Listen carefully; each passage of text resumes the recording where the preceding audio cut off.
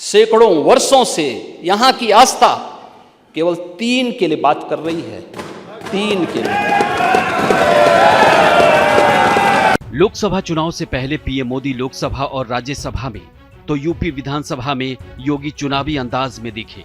विपक्ष की एक एक कमजोरियां गिनाई, सरकार के एक एक काम को बताया। राजनीतिक भाषण के बीच वो राम को भी नहीं भूले। अब राम लला विराजे हैं तो कान्हा और नंदी की बारी है। योगी का ये धुआंधार अंदाज एकदम अलग था। वो विरोधियों पर हमले कर रहे थे और विपक्ष के नेता उनका अंदाज देख रहे थे।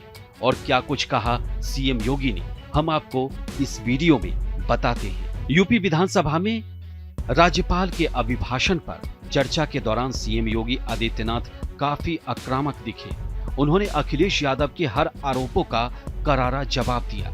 सीएम योगी ने कहा कि हमने संकल्प लिया था, मंदिर वहीं बनाएंगे और संकल्प से सिद्धि तक हमने उसे करके दिखाया। राम मंदिर के प्राण प्रतिष्ठा के बाद योगी ने विपक्षी नेताओं को अलग एजेंडा भी बता दिया।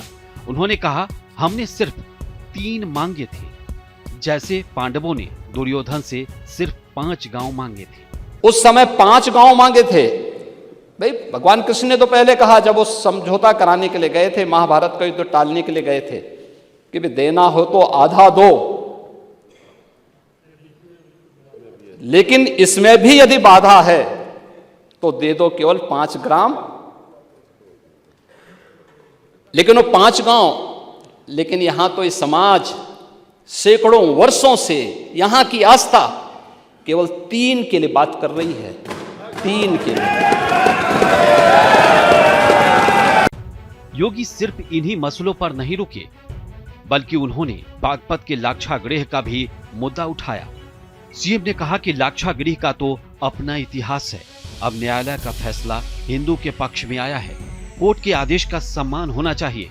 यहाँ तो समाज सैकड़ों वर्षों से यहाँ की आस्था केवल 3 के लिए बात कर रही है। और देखिए, अयोध्या का उत्सव लोगों ने देखा तो नंदी बाबा ने भी कहा, भाई हम काहे इंतजार करें।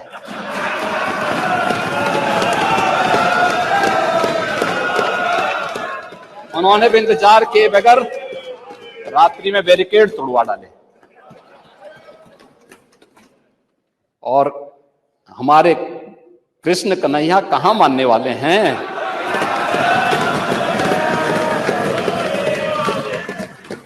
सीएम योगी के 3 से तो अब स्पष्ट है। अब अयोध्या के बाद काशी और मथुरा की बारी है। बीजेपी का एजेंडा साफ है, लेकिन अखिलेश को इसकी काट भी ढूंढनी है, वरना लोकसभा चुनाव के बाद लोकसभा सदस्य ढूंढते रह जाएंगे और बीजेपी ज्यादातर सीटें ले जाएगी। वैसे भी दिल्ली का रास्ता यूपी से होकर गुजरती है और वैसे तो इस बार बीजेपी ने इस रूट में अयोध्या को शामिल कर लिया है। Bureau report, Bharat express, UP.